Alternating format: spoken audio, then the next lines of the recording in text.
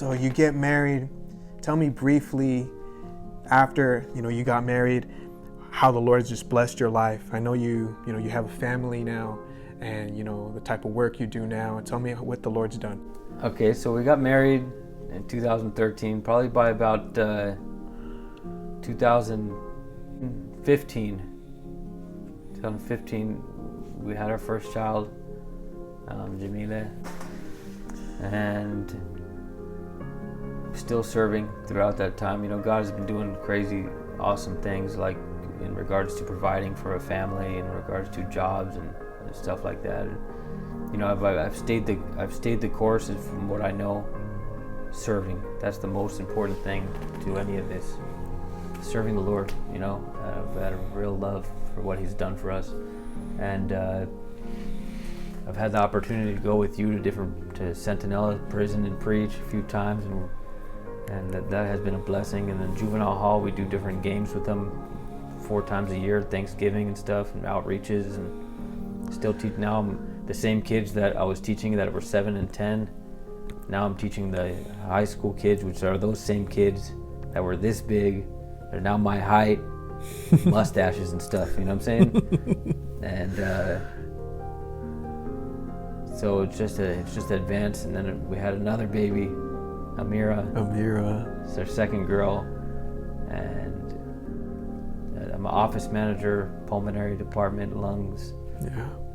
For a great doctor, great friend of the family and a great doctor, and he's blessed me. So I've started a vitamin injection business that God is blessing.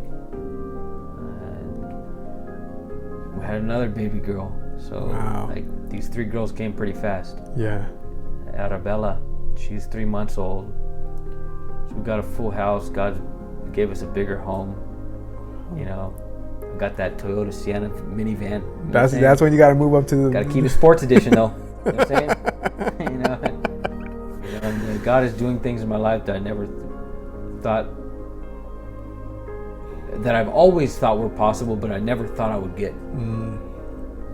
And it's just His grace, His grace, over and over again, and showering you in His grace, man. That's awesome. Yeah, it's been a consistency of prayer, family, service, serving God, and just doing what I did when I first went to the ranch. Mm-hmm. Surrendering myself. Like, this stuff works. Mm-hmm. I've seen it. If you surrender yourself to God, He has way better stuff for you than you could get on your own.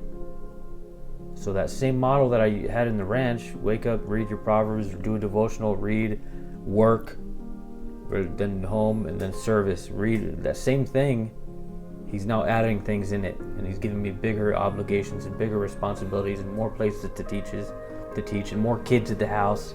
And so He just it's constantly growing. And my wife, she's the best. I can't ask for anyone better to raise my children. Our children, it's like we're perfect together, Yeah, and the awesome. kids, she's an amazing woman. She loves the Lord, and she teaches the kids Bible verses and stuff like that. She serves too. She serves too. Amen. Teaches the girls over there too, right? Yeah, she has a youth study with the girls, and she does worship for the church and for the Lord there, and so it's been a blessing, man. It's been a fun ride. And I mean, I'm sure there's plenty more to come too. Yeah, it's only the beginning. Yeah, man. 3 more kids coming.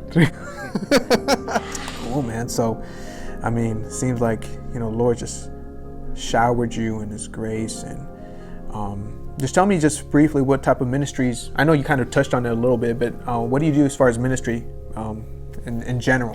So, I mean, right now I've been blessed to run a foundations class at that same Palm Desert Calvary Chapel. That's where it all started. The first church I've been to. So I do the foundations class with the new believers that I teach. Different what's sin and forgiveness and salvation, and what's faith and what is spiritual warfare and who is Satan and stuff like that. So I've been doing that. It's just a 10-week course. But other than that, every Wednesday and every Sunday I teach the youth. Every Wednesday and every Sunday. I've been doing it with Ryan Conley for the past 7 years there. High school? High school kids. I'm on the high school kids. Nice. And that's kind of, I've been doing the juvenile hall for probably 5 years, but I stopped so with having all these babies, it's hard to leave mama at home. Yeah. Gotta be daddy. Gotta be with the family first. Yeah. And take care of them first. And so I had to pull back from that, but it was a good 4 years or so that it was every Tuesday night, and that was a blessing, teaching all the different kids there. That's what it's all about, ministry, being in service.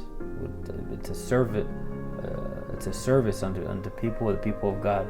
Absolutely. You know, and that's what ministry means. And we're all ministers with the lower M. So you can be a minister at work, when you're driving with your family, when you're out to eat, when you're talking to anybody. Life is ministry.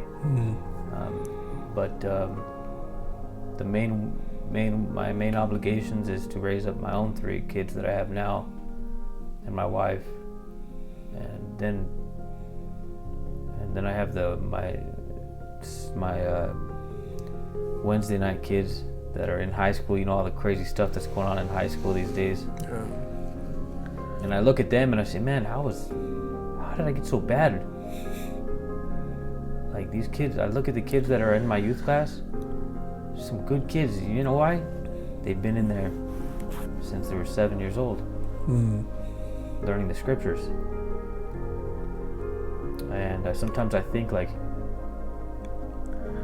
by the time I was 15, like, I ask all the kids out there, how old they are or whatever, they're all 14, 15, 16, 17. Some of them are 18 now, some of them are even 19. Yeah.